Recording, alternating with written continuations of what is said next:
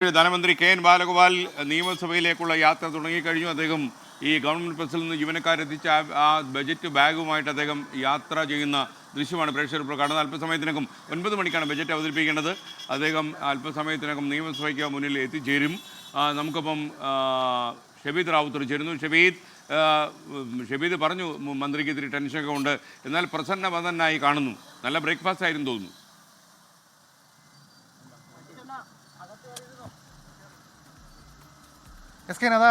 ധനമന്ത്രി K N ബാലഗോപാലിനെ സാധാരണഗതിയിൽ നമ്മൾ കാണുന്നത് വളരെ കൂളായിട്ടുണ്ട്, ഒരു സൂപ്പർ കൂൾ ധനമന്ത്രി എന്ന രീതിയിലാണ്. ഒരു പക്ഷേ ധനമന്ത്രി തോമസ് ഐസക്കിനെയൊക്കെ നമ്മൾ കണ്ടതാണ്. ബജറ്റ് അവതരണ ദിവസം ടെൻഷൻ കൂടുതലാണ്. പ്രത്യേകിച്ച് ഇതൊരു ഒരു പ്രഷർ സാഹചര്യമാണ്. കാരണം നിയമസഭാ തെരഞ്ഞെടുപ്പ് വരുന്നു, വലിയ ക്ഷേമ പ്രവർത്തനങ്ങൾ പ്രഖ്യാപിക്കണം, മാത്രവുമല്ല അത് മുൻകൂട്ടി കാണണം, അതിനൊക്കെ അപ്പുറത്തേക്ക് ഒരു പ്രാക്ടിക്കൽ ബജറ്റ് പ്രഖ്യാപിക്കണം. ഇതാണ് ധനമന്ത്രി കെ എൻ ബാലഗോപാലിന് മുന്നിലുള്ള വലിയ വെല്ലുവിളി എന്ന് പറയുന്നത്. അതടക്കമുള്ള കാര്യങ്ങൾ നോക്കി വേണം ചെയ്യാൻ. ഏതെങ്കിലും തരത്തിൽ ഒരു ബജറ്റ് അവതരണം, ബജറ്റ് പ്രഖ്യാപിക്കുന്നതിനൊക്കെ അപ്പുറത്തേക്ക് അദ്ദേഹത്തിന് നിയമസഭാ തെരഞ്ഞെടുപ്പ് നോക്കണം, സംസ്ഥാനത്തിന്റെ സാമ്പത്തിക അവസ്ഥ നോക്കണം.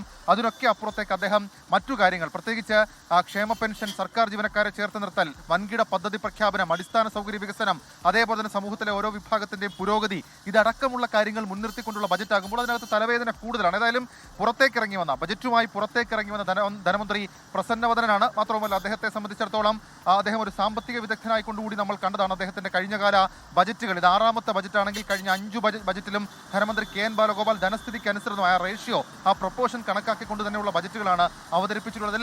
ജനക്ഷേമ പ്രവർത്തനങ്ങൾ, ക്ഷേമ പെൻഷൻ വർധന അടക്കമുള്ള കാര്യങ്ങൾ നമ്മൾ കണ്ടതാണ്. അദ്ദേഹം ഇന്നും ആവർത്തിച്ച് പറഞ്ഞു, അദ്ദേഹം അല്പസമയം മുൻപ് മാധ്യമങ്ങളെ കണ്ടപ്പോഴും ആവർത്തിച്ച് പറഞ്ഞ കാര്യം മാജിക് ആയിരിക്കില്ല, പക്ഷേ പ്രായോഗികമായിരിക്കും, പ്രാക്ടിക്കൽ ബജറ്റ് എന്നുള്ളതാണ്. മാത്രവുമല്ല തുടർഭരണമുണ്ടായി ഇതൊക്കെ നടപ്പാക്കാൻ കഴിയുന്ന ബജറ്റ് എന്ന രീതി അത് തന്നെ ആവും എന്നുള്ള കാര്യം കൂടി അദ്ദേഹം വ്യക്തമാക്കുന്നുണ്ട്. ഏതായാലും ധനമന്ത്രി കെ എൻ ബാലഗോപാലിന്റെ വാഹനവ്യൂഹം ഇപ്പോൾ നിയമസഭയിലേക്ക് അടുക്കുകയാണ്. മ്യൂസിയം ഭാഗം കഴിഞ്ഞിട്ടുണ്ട്. നമുക്കറിയാം ആ പെട്ടിയിൽ പലതരത്തിലുള്ള ആകാംക്ഷകളുണ്ട്. കാരണം അടുത്ത നിയമസഭാ തെരഞ്ഞെടുപ്പിലേക്ക്, 3ാം ഭരണത്തിലേക്ക് LDF സർക്കാരിനെ കൊണ്ടുവരുന്നതിലുള്ള പദ്ധതി പ്രഖ്യാപനങ്ങളൊക്കെ ഉണ്ടാകുമോ എന്നൊക്കെയുള്ള ചോദ്യങ്ങൾ പല വിധത്തിൽ ഉയർന്നതാണ്. ഏതായാലും അദ്ദേഹത്തിന്റെ വാഹനവ്യൂഹം ഇപ്പോൾ മ്യൂസിയം ഭാഗം പിന്നിട്ടിരിക്കുന്നു. ഇനി ഏതാണ്ട് മിനിറ്റുകൾ കൂടി മാത്രമാണ് നിയമസഭയിലേക്ക് ധനമന്ത്രി കെ എൻ ബാലഗോപാൽ എത്താൻ. അദ്ദേഹം കുടുംബസമേതമായിട്ടാണ് ബജറ്റ് അവതരണത്തിന് നിയമസഭയിലേക്ക് പോകുന്നത് എന്നുള്ളതും ഏറ്റവും പ്രത്യേകതയുള്ള കാര്യം. അദ്ദേഹം കഴിഞ്ഞ പ്രാവശ്യമൊക്കെ അങ്ങനെയാണ് പോയിരുന്നത്. നേരത്തെ ഞാൻ സൂചിപ്പിച്ചതുപോലെ അദ്ദേഹത്തിന്റെ വാക്കുകളിൽ വലിയ തരത്തിലുള്ള കോൺഫിഡൻസ് നമ്മൾ കണ്ടതാണ്. അതിൽ ഏറ്റവും പ്രധാനമായും അദ്ദേഹം പറഞ്ഞ ചില കാര്യങ്ങൾ അത് വളരെ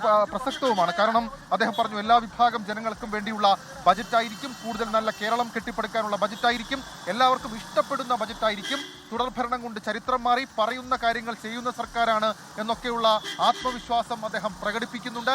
ഏതായാലും അതുണ്ടാകും. പക്ഷെ അപ്പോഴും നമുക്ക് ഏറ്റവും കൂടുതൽ ആകാംക്ഷയോടെ നമ്മൾ കാണുന്നത് അടിസ്ഥാന സൗകര്യ വികസനവും ജനക്ഷേമ പ്രവർത്തനങ്ങൾക്കും എന്തൊക്കെ കാര്യങ്ങൾ ഉണ്ടാകും എന്നുള്ളതാണ്.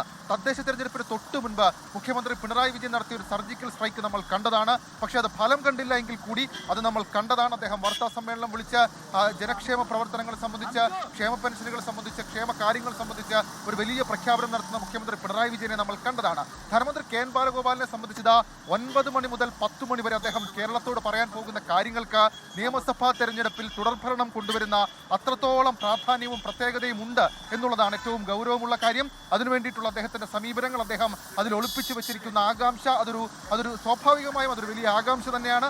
ആ ആകാംക്ഷയിലേക്ക് അദ്ദേഹം പോവുകയാണ്. നിയമസഭയിലേക്ക് അദ്ദേഹം എത്താൻ ഇനി ഏതാണ്ട് മിനിറ്റുകൾ മാത്രം ബാക്കി. ദ മാസ്കറ്റ് ഹോട്ടലിന്റെ ഭാഗം ഏതാണ്ട് നമ്മുടെ പ്രധാനപ്പെട്ട റോഡ് കഴിഞ്ഞു. ഇപ്പോൾ നിയമസഭാ ഭാഗത്തേക്ക്, നിയമസഭയുടെ മുൻപിലേക്ക് ധനമന്ത്രി കെ എൻ ബാലഗോപാലിന്റെ വാഹനവ്യൂഹം എത്തുകയാണ്. ഇപ്പോൾ സമയം 8:45.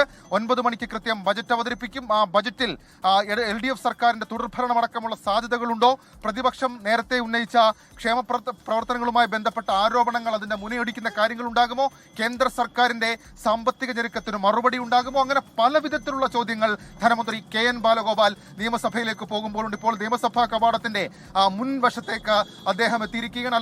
ലോകത്തെവിടെയായാലും ഏത് സമയത്തും 24 വാർത്തകളും ഓഗ്മെന്റഡ് റിയാലിറ്റി പാക്കേജുകളും എക്സ്പ്ലെയിനറുകളും വിശദമായി കാണാൻ ഞങ്ങളുടെ YouTube ചാനൽ നിങ്ങൾക്ക് സബ്സ്ക്രൈബ് ചെയ്യാം.